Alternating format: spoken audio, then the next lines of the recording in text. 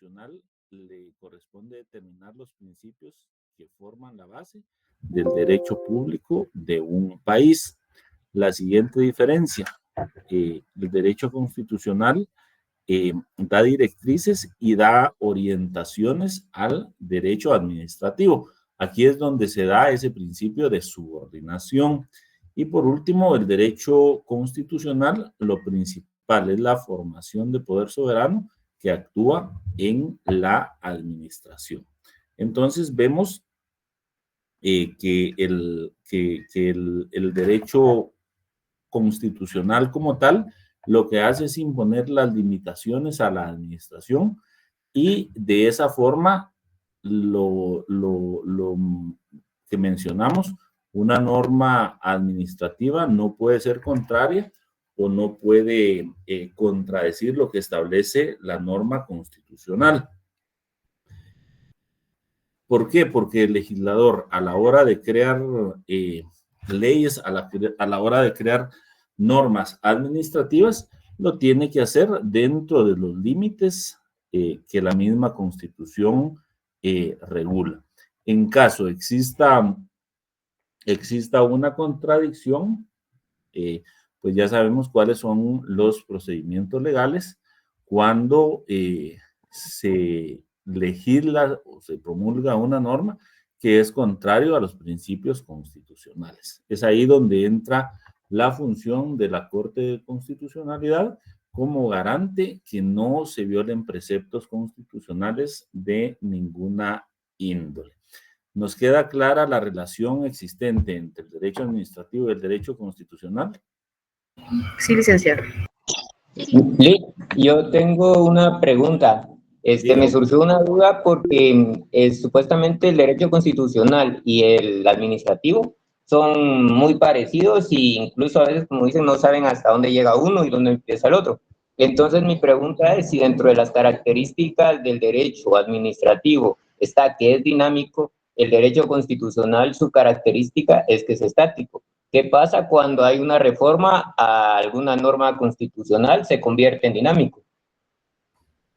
Sí, lo que pasa es que aquí debemos de entenderlo no en un sentido estricto, sino en un sentido amplio. Y yo le voy a devolver la pregunta. ¿Qué es más fácil? ¿Hacer una reforma a una norma ordinaria o que se pueda hacer una reforma constitucional? A una norma ordinaria.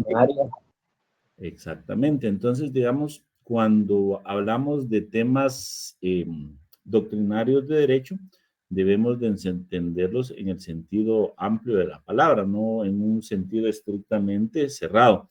Porque, pues todos sabemos que para que pueda haber una reforma a la Constitución Política de la República de Guatemala, se requieren requisitos muy específicos que aquí en Guatemala, desde cuando no se realiza una reforma a la Constitución.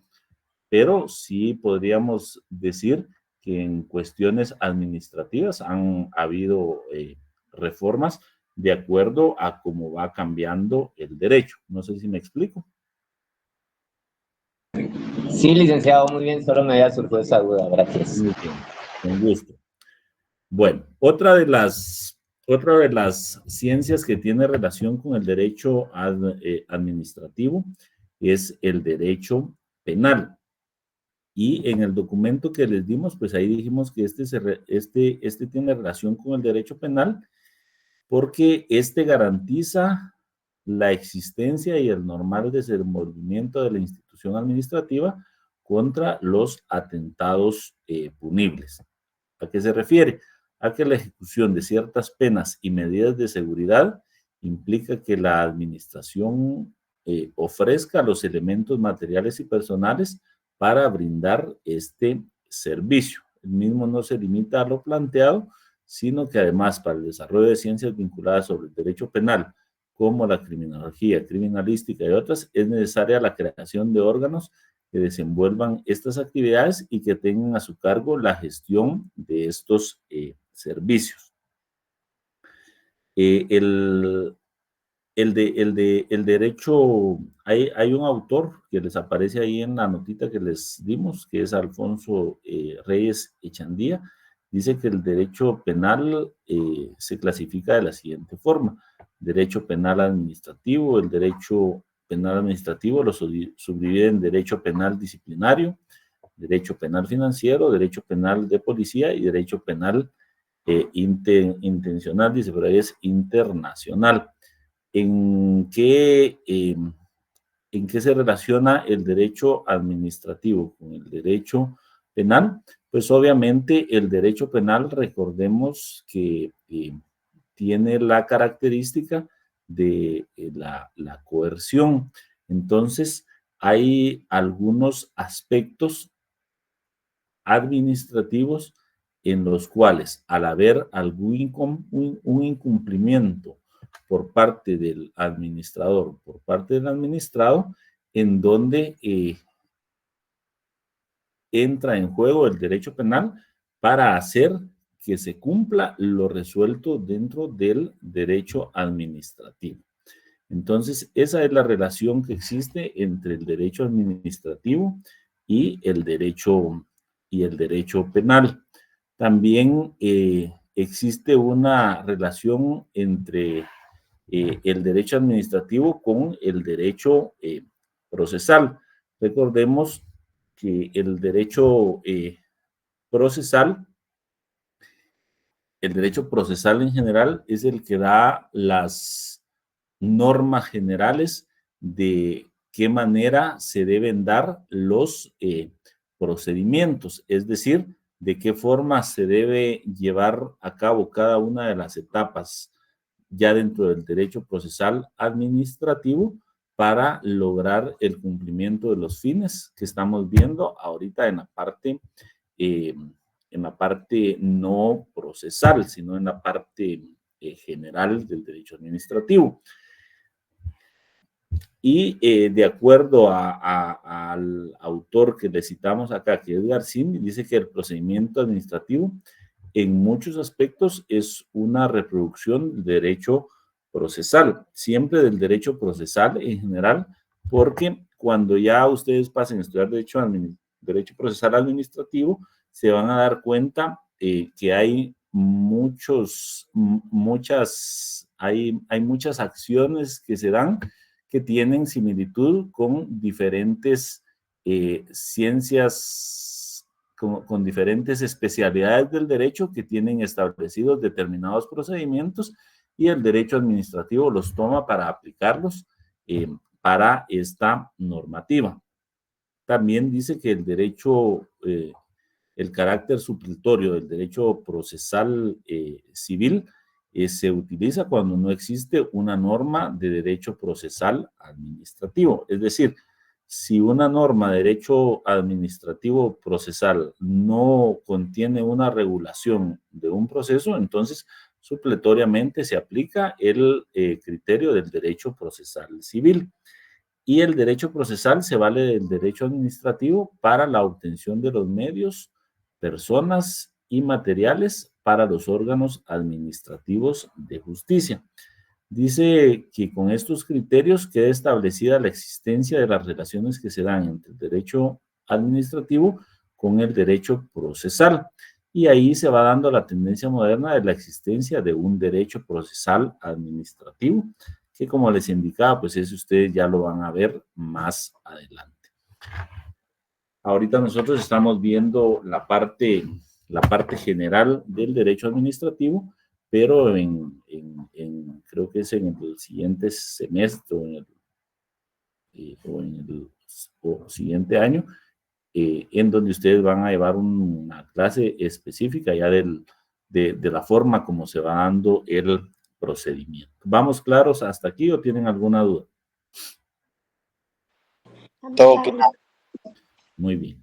Vamos a dar 5 minutos de receso para que puedan tomar agua, para que puedan levantarse, para que puedan estirarse, y en 5 minutos continuamos con el repaso y continúo con los temas que van a entrar para el examen. ¿Estamos?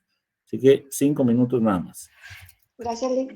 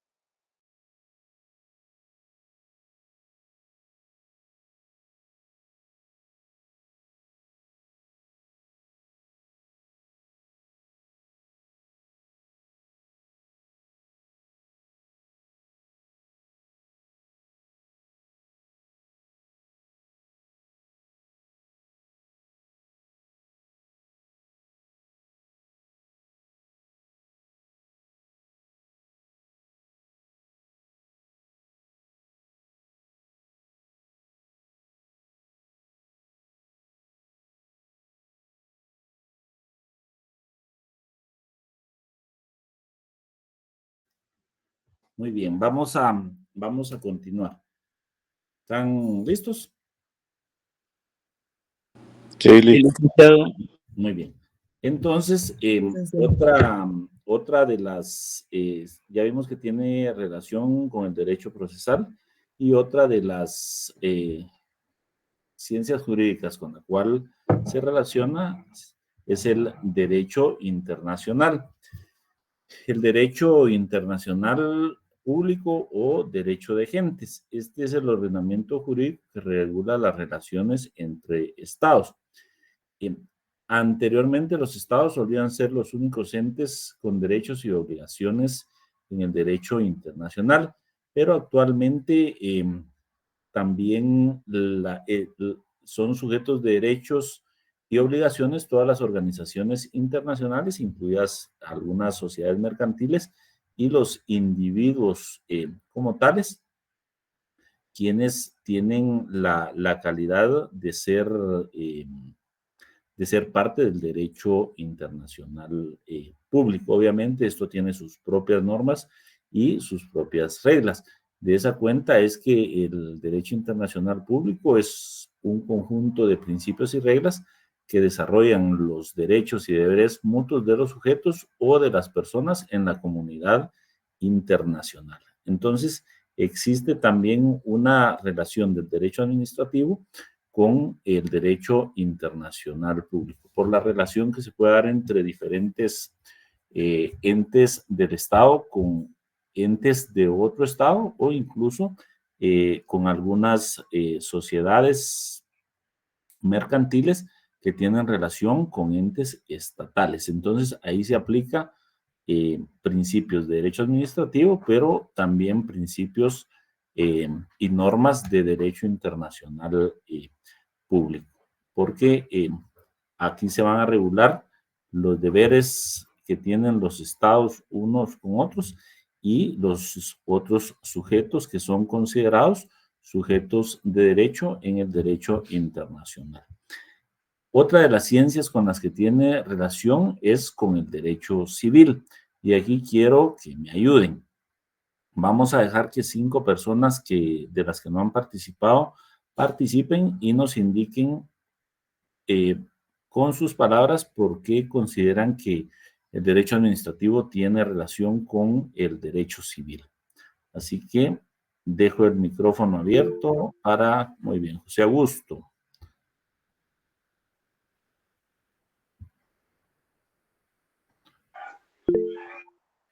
Maribel Hernández y Claudia Santizo en el orden. Buenas tardes, licenciado.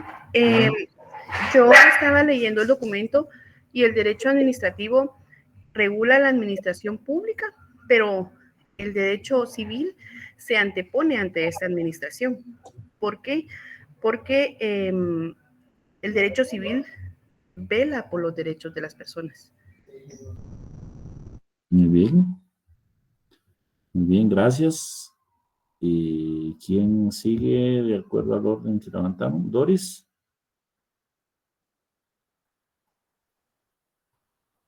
Gracias, licenciado. Pues en el material a mí me llamó la atención que donde dice que el derecho administrativo hay ocasiones que es necesario que recurra a normas e instituciones jurídicas que pertenecen al derecho civil. Eso me llamó mucho la atención, licenciado, es lo que más subrayé del material.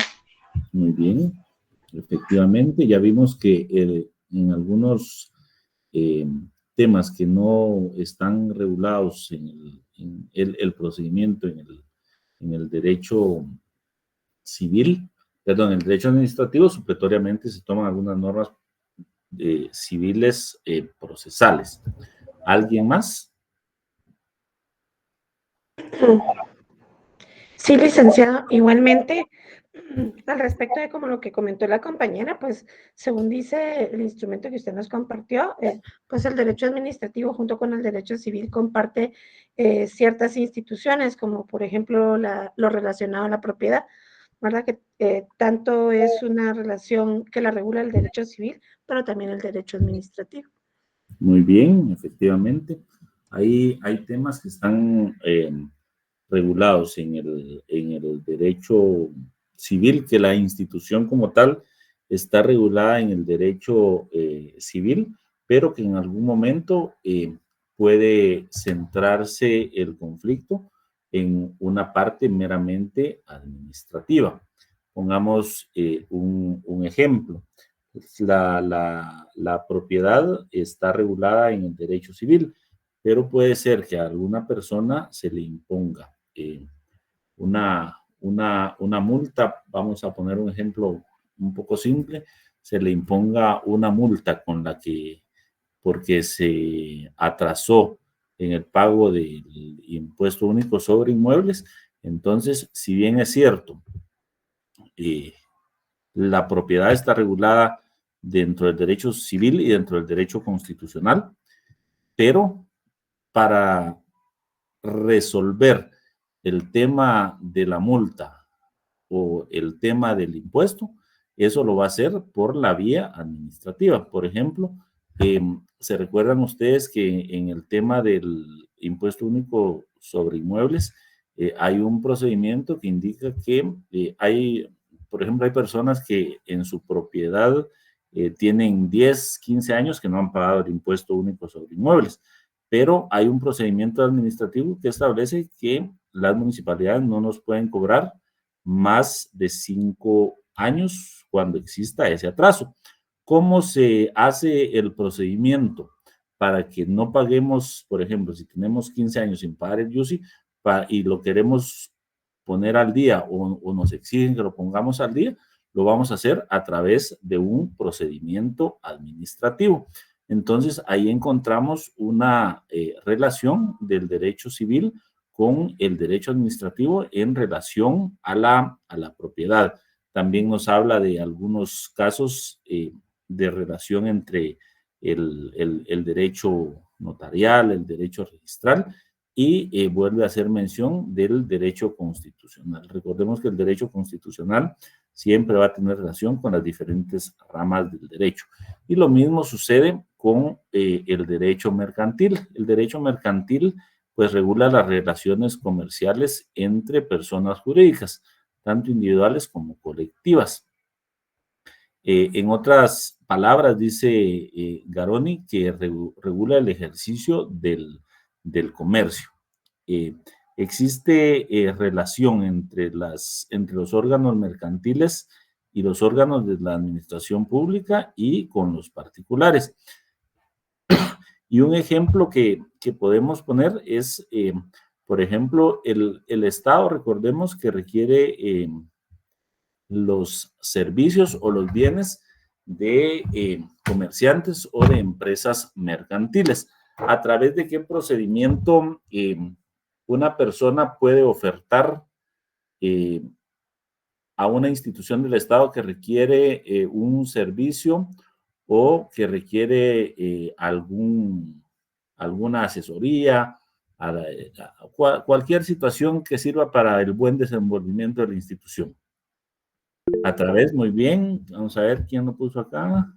Muy bien, Peter, a través de Guatecompras. Guatecompras es el portal a través del cual los comerciantes, las empresas mercantiles, pues que consideran, llenan los requisitos del servicio que está siendo requerido por la dependencia administrativa, pues ahí ellos hacen su oferta. A ver, Estuardo del CID, dígame. Buenas tardes, Lick.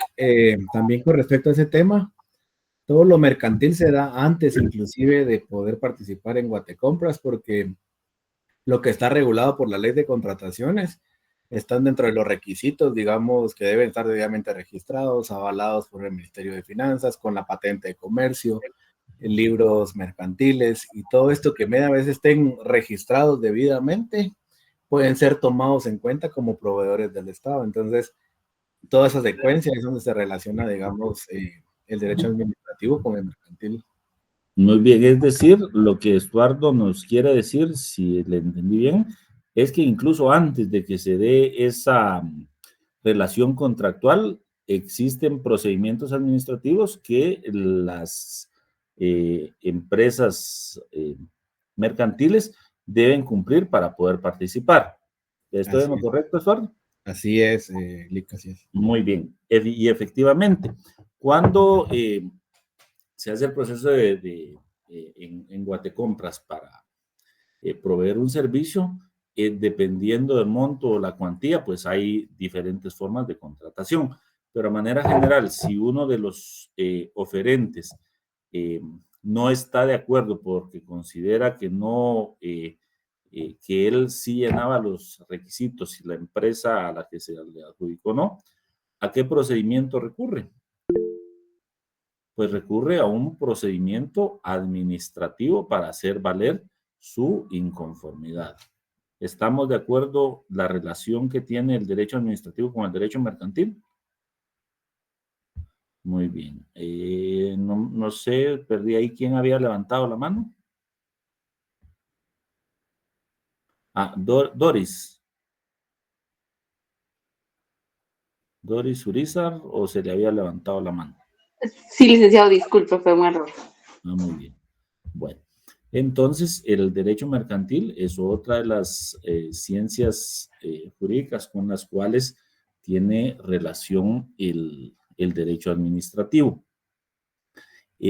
Otra de las que se menciona en el documento es las relaciones del derecho administrativo con el derecho marítimo. Y aquí nos recalca que esta rama del derecho se desprende del derecho mercantil y que ha adquirido una importancia una importancia bastante alta en el mundo por el crecimiento del comercio internacional, porque el transporte marítimo es uno de los medios de transporte de carga más utilizados.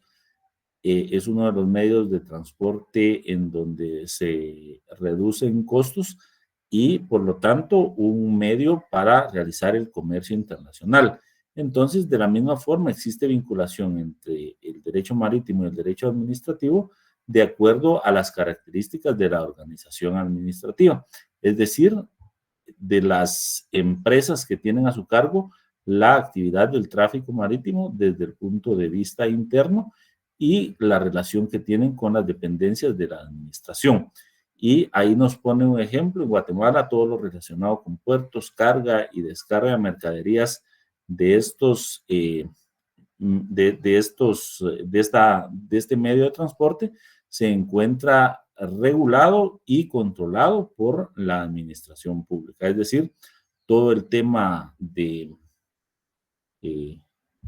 procedimientos para pago de impuestos, para ingreso de mercadería, para exportaciones, pues está a cargo la regulación y el control a cargo de la administración pública. Y por último, en el documento que les dimos, pues vimos que también el derecho administrativo tiene relación con otras ciencias que no son precisamente jurídicas. Una de las que se menciona en el documento es la relación que tiene con la sociología. ¿Y por qué con la sociología? Bueno, porque el derecho administrativo lo que busca es alcanzar los fines del Estado, que ya vimos que es el bienestar general o el bien común.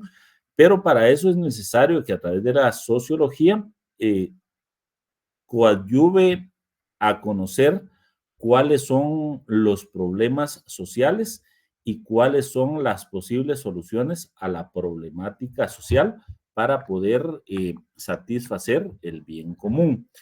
Esa es, en síntesis, la relación que existe entre el derecho administrativo y la sociología.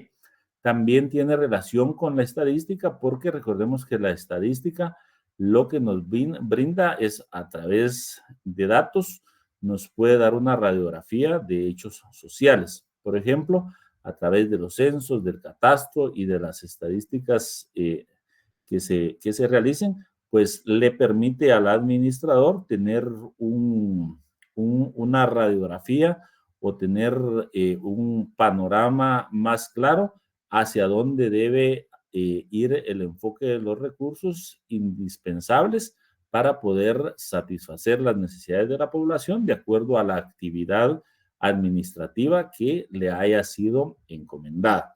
Un ejemplo, el Ministerio de de gobernación dentro de su función administrativa de brindar seguridad a la población, a través de la estadística puede realizar los cálculos necesarios de acuerdo al último censo, que es la información oficial que tenemos, cuántos habitantes somos en Guatemala y cuántos agentes de Policía Nacional se necesitan, por ejemplo, para brindar seguridad a 100,000. ¿Cuántos agentes de Policía Nacional Civil es recomendable que existan por cada 100,000 habitantes? Entonces, así lo podemos medir en temas de salud, en temas de seguridad, en temas de educación. La estadística sirve para poder hacer previsiones y poder hacer enfoques más acertados en cuanto a la planificación que debe realizarse dentro del derecho administrativo. Con la demografía, porque de la misma forma, con la organización de servicios de la gestión económica, a través de conocer la división territorial, pues también se va priorizando cuáles son los puntos en los cuales debe enfocarse la administración pública para poder ir priorizando. Recordemos que dentro de la administración existe el principio de priorización, porque si bien es cierto, todos los temas son importantes, hay algunos que tienen una connotación específica a los cuales se les debe ponderar para ser tratados en primer lugar. Sí, Jorge Humberto, tiene la palabra. Sí, buenas tardes. Sí, aquí en este tema, pues yo siento de que todavía esa asociación de la que estamos mencionando no es muy comprendida por parte de la administración también, porque en la estadística, lo que me llamaba la atención las tasas que mencionaba por cada 10,000, 100,000 habitantes, ¿verdad? Y la demografía. Si se da cuenta aquí, ninguna de las administraciones planifica a más, ¿verdad? Entonces ahí es donde no entienden la estadística, porque la sociedad es un organismo vivo que está aumentando, y a una tasa de reproducción de 3.5 por cada mujer en edad fértil. Entonces, en lugar de planificar a más, creo de que están haciendo un retroceso. Yo lo vi cuando vi el freeway de Los Ángeles, que a principios de 1900 tenía 8 carriles, ¿verdad? Y llamaron loco al que lo hizo, ¿verdad? Pero ahora no se da abasto. Aquí en Guatemala hicieron el periférico con 4, bueno, sí, pongamos 2 y 2 de ida y 2 de regreso, y no nos damos abasto. Y eso es lo que está pasando, y eso es lo que está haciendo que la misma administración no sepa a dónde van, ¿verdad? Incluso en el CUM, que eso es algo que nosotros vivimos a diario, nunca pensaron que la población estudiantil llegara a tener tanto carro, y ahora padecemos de parqueos, ¿verdad? O sea, carecemos de los parqueos. Entonces, en esa relación creo que sí todavía falta mucho para explicarle a las personas que hacen la administración pública que hay que planificar un 10% más, hay que ver a futuro y ver las tendencias que se han hecho en los últimos 10 años. Muy bien, efectivamente, de acuerdo con lo que decía Jorge. Al final de cuentas, cada una de las ciencias va a ser una luz o una guía para el tema de planificación. Y él ponía un ejemplo bastante cotidiano. Aquí en Guatemala no se prevé el crecimiento de la población estudiantil, y no solamente en el CUM, sino incluso en el propio campus central. ¿Qué pasa con el tema ahora también ya hay línea sur en el campus central, menos parqueos? Sí, efectivamente, la población estudiantil ha crecido mucho, pero nunca se previó esa situación. Quizá al inicio, pues, los parqueos eran suficientes, pero ahora son insuficientes. Y nos damos cuenta en temas de regulación por parte de las municipalidades, porque también, por ejemplo, en temas de construcción, cuando se emite una licencia de construcción, pues no queda establecido que una vivienda, por ejemplo, deba tener por lo menos un número mínimo de parqueos para los vehículos que tengan en la casa, que es lo que viene sucediendo con muchas colonias que ya tienen algunos años. Al igual que las municipalidades, pues las personas que construyeron no pensaron nunca o no planificaron, no utilizaron la estadística y no se auxiliaron de otras herramientas, por ejemplo, para prever que ellos iban a tener hijos, que en el futuro sus hijos iban a crecer y que cuando sus hijos crecieran, pues ya no iban a tener, por ejemplo, un solo vehículo, sino ya iba a haber un vehículo por cada miembro de la familia. ¿Y qué sucede ahora? Yo no sé si ustedes han visitado algunas colonias. Cuando uno las visita, ya no hay, uno no encuentra lugares en donde estacionarse, porque nunca se previó esa situación que las viviendas deberían de contar con un número mínimo de parqueos para evitar que la vía pública pues, se convierta en parqueo. Y eso es parte de la falta de planificación, pero las consecuencias las estamos pagando ahorita. Entonces, efectivamente, la estadística debiera servir para dejar un excedente siempre en la planificación, previendo el crecimiento poblacional y previendo otras variables que la misma estadística nos va marcando como guía. Estuardo, el CID, la palabra. Ahí con un temita que me gustaría como que amarrar dentro de lo que han expuesto. Digamos, en el tema estadista, dentro de la administración pública, digamos, sí se toma mucho en cuenta. El problema son las limitantes que se tienen y vamos a partir de, digamos, la planificación con CGPlan. Y no quiero meterme mucho a lo específico, pero digamos, hablamos de un ejemplo de la mejora de las banquetas. Venimos y se planifica que, obvio, las banquetas, su tiempo de vida va a ser 5 años. Pero como tenemos un sistema, digamos, demasiado fósil, nosotros estamos en que nuestro sistema financiero no utiliza la depreciación de las banquetas. Entonces, ya no prefieren darle una banqueta porque ya tiene un valor de, digamos, de 100,000 quetzales, y el aumentarle sería de aumentarle más a los activos del Estado, el incremento. Entonces, las limitantes que tenemos dentro de la administración clásica y el no evolucionar a la nueva administración pública, implementar los modelos, digamos, del sector privado, nos ha limitado, digamos, y usted citaba el ejemplo claro, digamos, ahora en cuestión de licencias de construcción, en las verticales,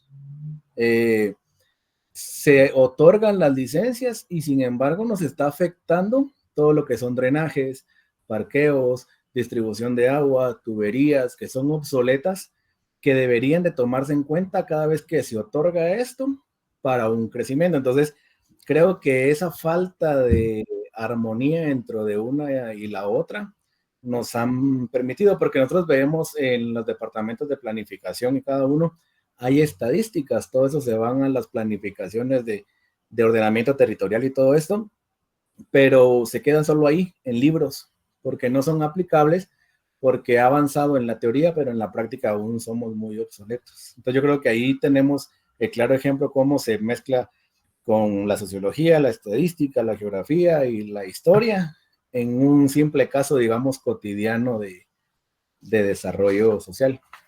Muy bien, efectivamente. Y como lo hemos indicado siempre, o lo he tratado de indicar en el transcurso de la clase, recordemos que una situación es el deber ser y otra es la situación que en realidad se da. La normativa, la doctrina va previendo cómo deberían realizarse las cosas, pero cómo se dan en la realidad, pues ese es otro punto. Aparte de la poca planificación que existe en la mayoría de dependencias y en las que existe que no se cumple lo que se ha planificado, pues ahí tenemos que entrar a ver también un tema que no podemos dejar de lado. Yo lo voy a dejar nada más en el ambiente y es el tema de la corrupción. Y la corrupción, cuando hablamos de corrupción como tal o del soborno, lo debemos de ver no únicamente desde las instituciones del Estado, sino también desde los particulares o la iniciativa privada. De esa cuenta es que hay ya varias empresas y algunos países que han ido implementando algunas normas de calidad, como la norma antisoborno, para evitar que se den este tipo de situaciones, porque pues sin entrar en muchos detalles, hemos visto muchos reportajes de prensa, muchos reportajes en donde se indica que las autorizaciones para construcción de condominios, de edificios, no se cumple con todos los requisitos que acaba de mencionar Estuardo, en donde se deba prever qué drenaje se van a utilizar, de dónde va a salir el agua, cuál va a ser el impacto al parque vehicular y un montón de situaciones, porque lo que hay es otros intereses. Y entonces aquí, para relacionarlo con alguna ciencia, es donde entra el derecho penal. Si se logra establecer a través de denuncias que hubo una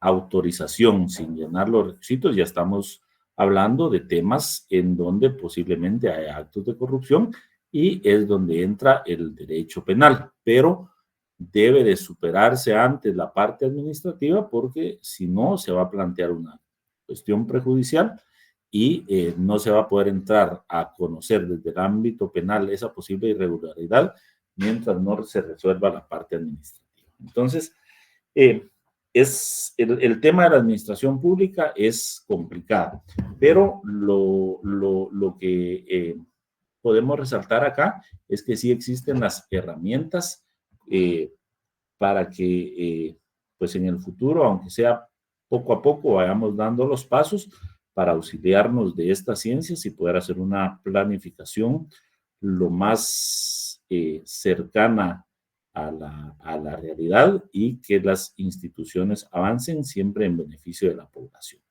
Entonces, otra de las ciencias con las que tiene relación es con la geografía, porque esta proporciona las bases científicas para la acción de la administración pública y también ofrece datos precisos para la solución de importantes problemas. También tiene relación con la historia, porque la historia facilita los elementos para que las reformas administrativas tengan en cuenta las circunstancias históricas. Pareciera que la historia no tiene relación con el derecho administrativo, pues sí lo tiene, porque nos sirve para ver en qué ha fallado la administración en el pasado y la forma como puede mejorar en el presente y asimismo cómo puede proyectarse hacia el futuro tomando como bases los antecedentes de lo que ha venido sucediendo. Entonces, en síntesis, pues esa es el resumen del material que les dimos, de cómo la administración pública tiene una estrecha relación, no solamente con algunas ramas del derecho, sino también con otras ciencias. Y entonces, antes de que se nos agote el tiempo, anoten ahí unos datos que les voy a dar en relación a los principios constitucionales del derecho administrativo guatemalteco. Yo les voy a dar los derechos constitucionales del derecho administrativo guatemalteco y ustedes van a darse a la tarea de leer su constitución y de ir buscando cuál es el fundamento constitucional del principio que yo les vaya a dar. ¿Ya tienen dónde anotar? Sí, licenciado. Muy bien. El primer principio constitucional del derecho administrativo guatemalteco es el principio de satisfacción del bien común.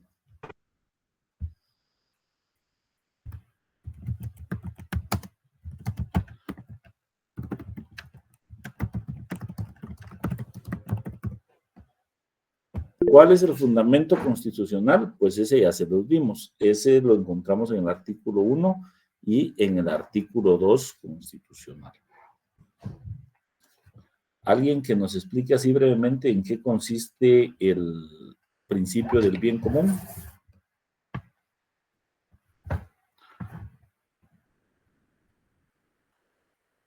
Si no, aquí vamos a ir nombrando, no se preocupen. Vamos a ver, Cristian Morales.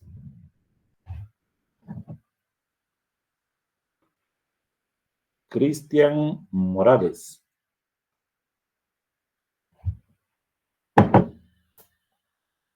¿No está Cristian Morales?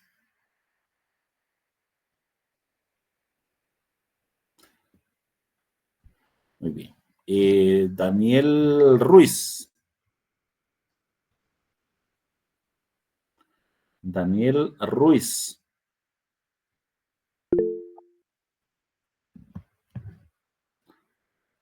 Daniel Ruiz tampoco se encuentra.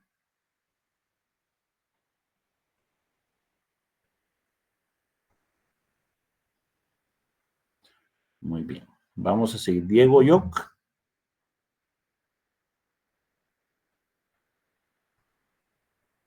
Diego Yoc. Buena tarde. Bueno, hola Diego. Si puede encender su cámara y nos explica en qué consiste este principio que les acabo de poner ahí en el chat. El principio constitucional del principio de satisfacción del bien común. Ok, Lick, no tengo mi apunte a la mano, pero lo que recuerdo es que es lo que trata de garantizar, ahí sí que el Estado, ¿verdad, Lick? Tratar de tutelar los derechos, nuestros derechos tutelados, mantener la educación, la salud y la seguridad, ¿verdad?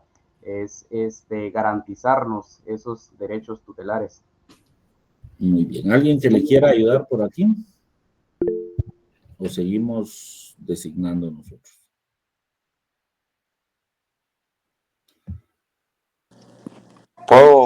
Se refiere también. Primero Roxanda, es verdad, y después Mike. Sí, Roxanda. Muy bien. Entiendo que también las acciones y decisiones tanto a nivel individual como colectivo, o sea, se orientan pues a la comunidad en general, ¿verdad? Muy bien. Se debe priorizar el bien de todos los miembros de la sociedad, pues buscando siempre el equilibrio que beneficia a la mayoría, promoviendo siempre la justicia social. Muy bien, acertada su respuesta, Michael. Listo, que para mí, pues el bien común es como una expresión en donde se ha dado múltiples sentidos en la filosofía social, también puede ser política, también en derecho, que pues obviamente es donde se ejerce, y remite a algo que se pretende que es bueno o beneficioso para todos los integrantes de una sociedad o de una comunidad. A eso es lo que yo entiendo, Milik. Muy bien. Efectivamente, pues la mayoría tienen idea de qué es el principio del bien común. Y ustedes tienen que partir de hacer el análisis desde el marco constitucional para qué se organiza el Estado. Y el Estado se organiza para proteger a la persona, para proteger su vida y para proteger su integridad. Y de ahí surge que es el encargado de proveer todos aquellos derechos que van a ser útiles para que tenga unas condiciones de vida aceptables. Y sobre esa base, pues se va a priorizar siempre el bien común sobre el bien particular. Digamos, ese es el espíritu de este principio constitucional, y ahí ese fundamento constitucional ya lo leímos en clase, y son los artículos 1 y 2 constitucionales los que yo les pondría como fundamento para este principio. Esos dos, acuérdense, se los estoy diciendo, apréndanselos porque vienen en el examen. El segundo principio constitucional que tiene relación con el derecho administrativo guatemalteco son dos principios que ya vimos. Es el principio de legalidad y de juridicidad. De la misma forma, en en estos dos principios, busquen ustedes la base constitucional. Yo no me recuerdo si se las di, pero yo recuerdo que sí dimos la base, cuáles son los artículos que regulan los principios de legalidad y de juridicidad. Ahí me recuerdo yo, bien, se los di porque hablamos en relación a que el principio de legalidad establece que pues los habitantes de Guatemala podemos hacer todo lo que la ley no nos prohíbe, contrario a los servidores públicos o a los funcionarios públicos. Muy bien, artículo 5, ahí ya Francisco ya nos dio la respuesta para que lo anoten. Contrario a los funcionarios públicos, que los funcionarios públicos únicamente pueden hacer lo que la ley les faculta. El tercer principio que tienen que buscar el sustento constitucional es el derecho de petición. Ese también ya dimos cuál es el artículo constitucional. El siguiente principio constitucional que tiene relación con el derecho administrativo guatemalteco es el principio de legítima defensa. Ese también tiene sustento constitucional. El siguiente principio es el de prevalencia del interés público sobre el interés privado o el interés particular. Ahí vayan anotando porque algunos compañeros y algunas compañeras ahí les están dando el fundamento constitucional. Solo verifiquen que sea ese artículo, pero yo creo, no tengo aquí a mano mi constitución, pero sí son, creo, esos artículos los que fuimos dando. El siguiente principio es el Licenciado, disculpe. ¿Qué manda? El principio de prevalencia de, ¿qué dijo? Disculpe. El principio de prevalencia del interés público sobre el interés privado o el interés particular. Disculpe, ¿cuál fue el tercer principio que nos mencionó? Voy a repetirlos. El primero es el principio de la satisfacción del bien común. ¿Todos lo tienen? Sí. El segundo principio es el principio de legalidad y de juridicidad. Tercer principio, el derecho de petición. Cuarto principio, principio de legítima defensa. Quinto principio, el principio de prevalencia del interés público sobre el interés privado o el interés particular. Sexto principio, el principio de publicidad de los actos administrativos. Ese es el sexto principio. Principio de publicidad de los actos administrativos. Séptimo principio, ahí les están dando ya el chivo constitucional. Séptimo principio, el principio de la moralidad administrativa. Octavo principio, el principio de control judicial de los actos administrativos. Ese es el 8. Y el 9 es el principio de responsabilidad del Estado por los actos administrativos.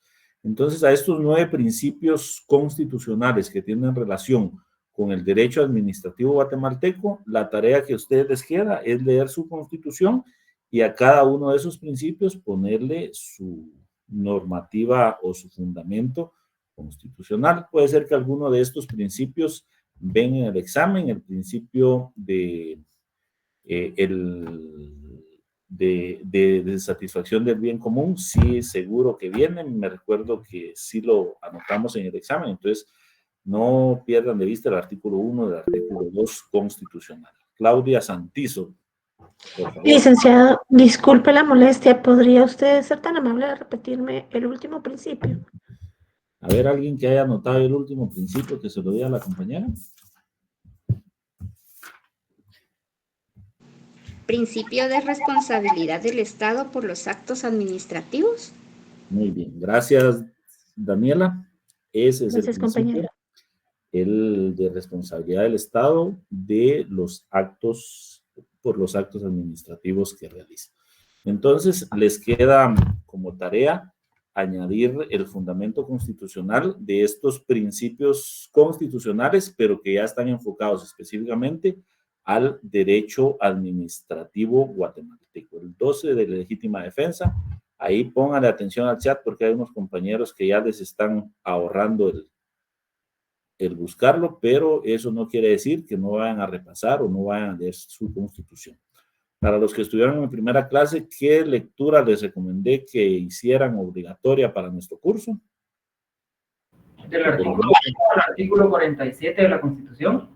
¿Perdón? Del artículo 1 al artículo 47 de la Constitución.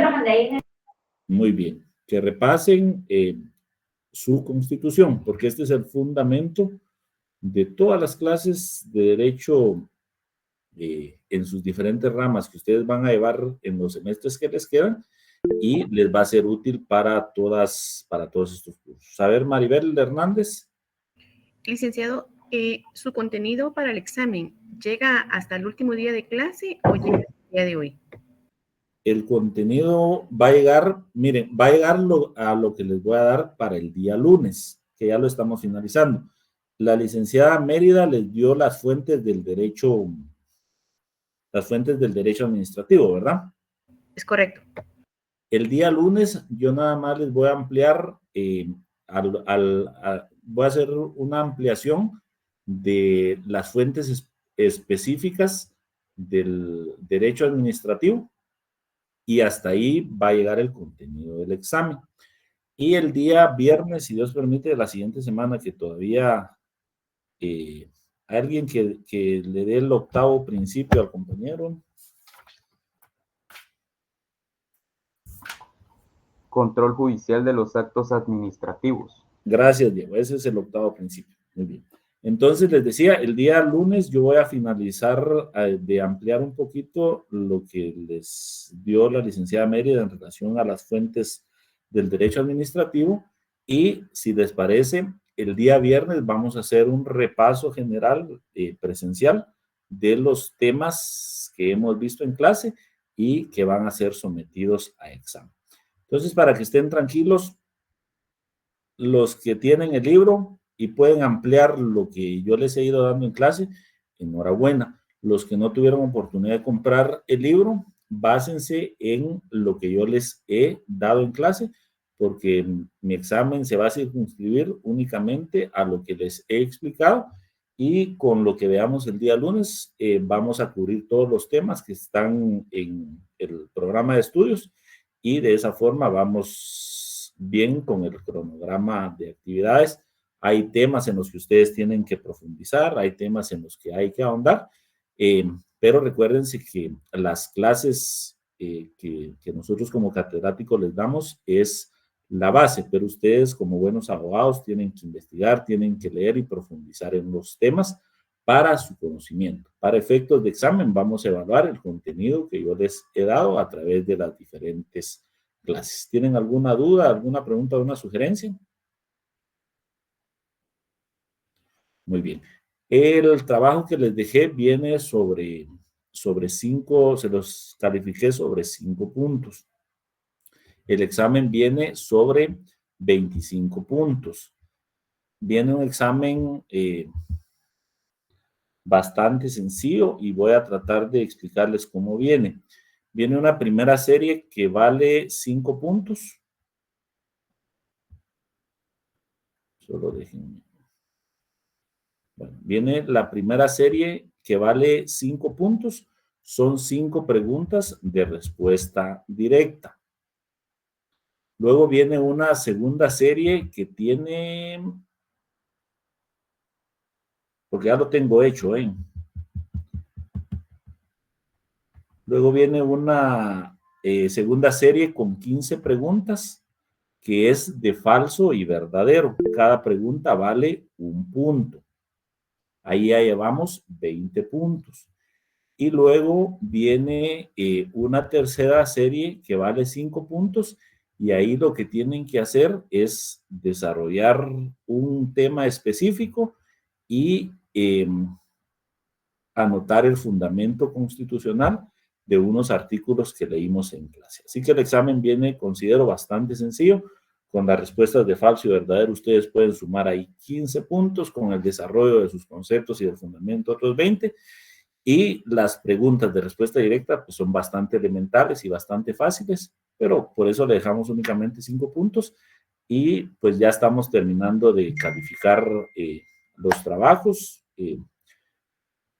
Hay unos que están bastante bien, algunos les falta, pero pues valoro el trabajo en equipo que realizaron, así que lo más seguro es que a todos los trabajos, la mayoría, tal vez alguna excepción, van a tener sus 5 puntos de zona para que ya entren tranquilos con 5 puntos. Me da mucho gusto saludarlos, les deseo a todos un buen fin de semana y si Dios permite, los veo el día lunes en la clase presencial. Cuídense bastante. Gracias, licenciado. Buenas noches. Buenas tardes.